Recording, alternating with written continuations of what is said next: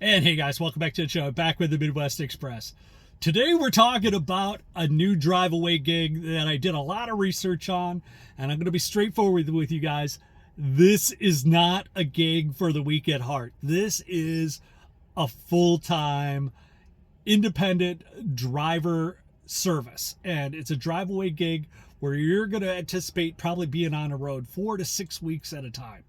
So I'm going to tell you all the information that I found out about the app, the program, the company, and kind of let you guys just see for yourself if this is for you. So the company I'm talking about is Transportation Solutions of America, and they are home ported out of Woodstock, Georgia. So to get hired by TSOA, you apply online through their website. They will send you an acceptance email saying, hey, you have the driving experience that we're looking for. And on their website, you can put like, have you drove box trucks? Have you drove things with air brakes? Or are you just a normal driver? Do you know how to drive a stick and whatnot? So they look at all your driving experience, and based on that, they may or may not offer you a position. But they do have a high turnover rate. So there's usually jobs rolling in semi-often. So once you get that acceptance email in there, they're going to give you more detailed information on kind of what the company's about and earnings and whatnot. But it's still kind of vague. They don't fill in all the pieces of the puzzle, which I'm going to hopefully do for you here so you don't have to do all the legwork that I did for not. So once you do that, you will have to get a DOT physical examination and pass a drug test. Now, you could do that before you go down to their orientation. So when they send you that acceptance email, it kind of breaks down more information, and they'll say, hey, orientation's 2 days down in Georgia, and it's on your own dime. So if you decide you want to work for this company, you have to make your way to Woodstock, Georgia to attend the 2 days of training. And before you could start driving, you also have to do a DOT physical and the drug screening. Now, I've been told that you could do those on site in Georgia, or you could do them ahead of time. It's up to you. So, but they will, and the company will work that out with you before you get slotted for your actual beginning of your orientation. So what does TSOA do? TSOA transports around the country a lot of fleet vehicles. And when we say fleet vehicles, we're talking about vehicles for car dealerships, vehicles that different states use, different companies use for their personal usage, and they need those vehicles shipped out to different locations. And they move around service vehicles as well, like True Green and different box trucks for delivery and whatnot. So you could be driving a various difference from A to Z of different types of vehicles that you could be driving. But they're going to schedule you certain jobs along the lines of your experience level. So when you start out, they have dispatchers. So once you decide, hey, I'm ready to go, they'll say, okay, we have your first gig. It's going to be go to this position, this place, this dealership, do the vehicle inspections that you learned how to do these inspections at orientation, get all your paperwork ready, drive that vehicle from maybe, let's say, Madison, Wisconsin to Minneapolis, Minnesota to a dealership there. You drop that vehicle off, and the dispatcher is going to be constantly lining you up with the next gig. Sometimes on very long drives, they'll say, okay, you're not going to have a vehicle to pick up that day. It'll be the next day. So you'll drive there, and then you can rest, get a hotel room, or chill out in the vehicle that you're driving until the next vehicle's ready to go or whatnot. Sometimes you'll drop a vehicle at this position, and they may have you fly to a different part of the country, or take an Uber, or rent a car and drive to another location to pick up the next vehicle. Now, they pay for the fuel, and they pay for your Ubers and everything along the way through reimbursement. So you will have to have a little bit of cash in your pocket before you start working for them. And talking with several of the drivers, they said you better anticipate a good 2 or 3 weeks of coming out of pocket before you start seeing positive cash flow back into your own account. So it's important that you have a little nest egg. If you decide to go with this company, that you're prepared to go to work, at least when you first begin, until the money starts flowing in. So TSOA has their own proprietary dispatching software where you can upload a lot of the documents and everything that kind of goes along with the assignment of gigs and whatnot and locations. And you're bidding on different gigs to take different jobs. Now, everybody wants to have the long jobs. The longer you drive, the more money you make.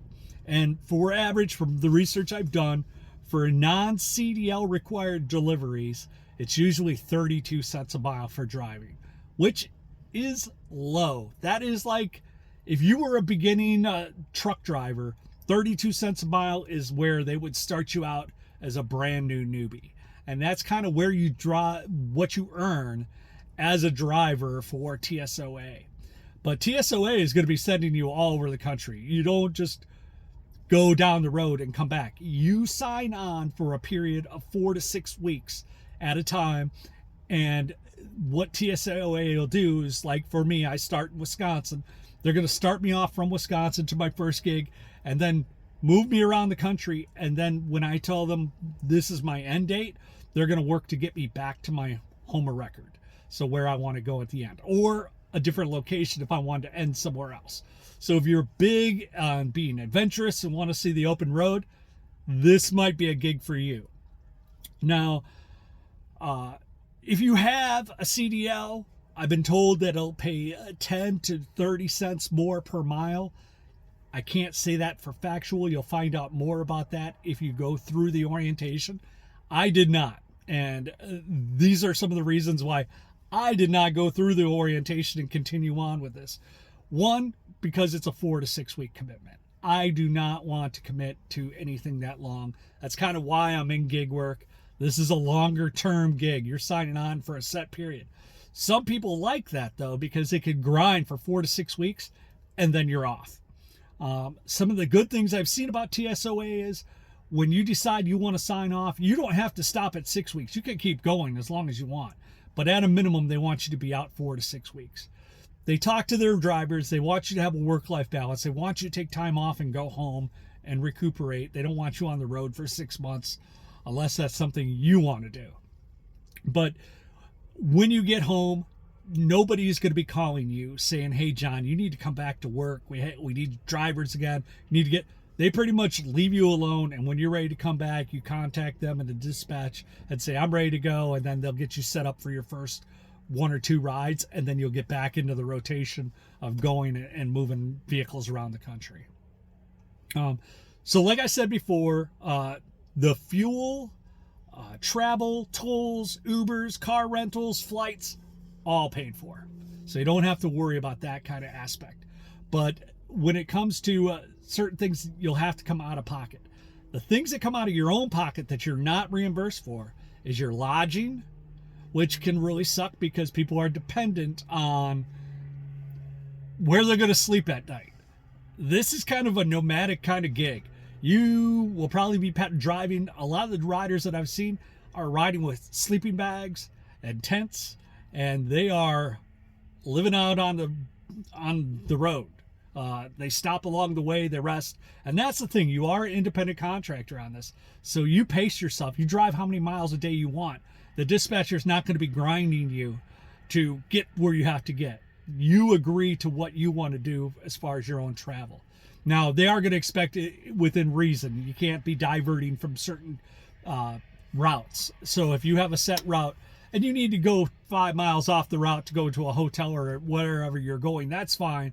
But they're not going to pay for your fuel if you were going from Chicago to LA and you decide you want to drive through the Badlands of South Dakota and then swing down around and take another 500 miles on the trip.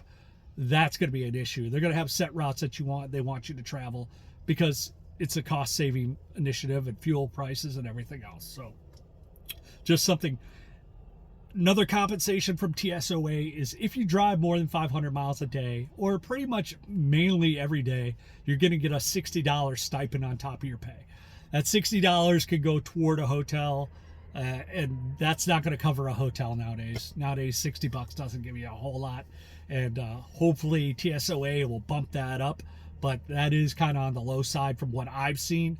So I think that's a negative kind of with them, is figuring out where you're going to sleep. You got to be very young and be able to sleep anywhere. When I was young, I could sleep.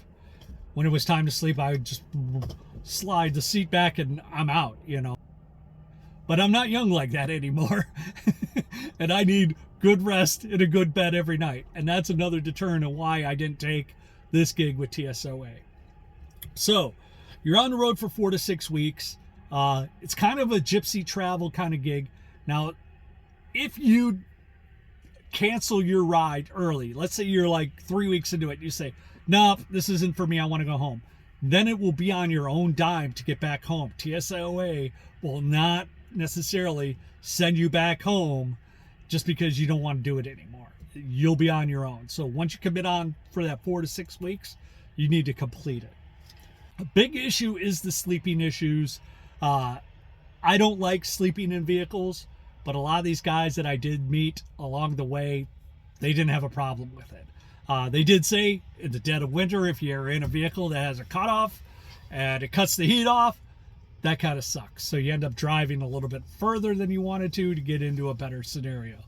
Same thing if you're driving through the desert in Arizona in the summertime and you run into AC, and it could be kind of uncomfortable with like crashing in a vehicle or whatnot. Washing, showering, doing your laundry. You could take time out to do that in your day, but that will not be paid for. That's on your own dime, obviously.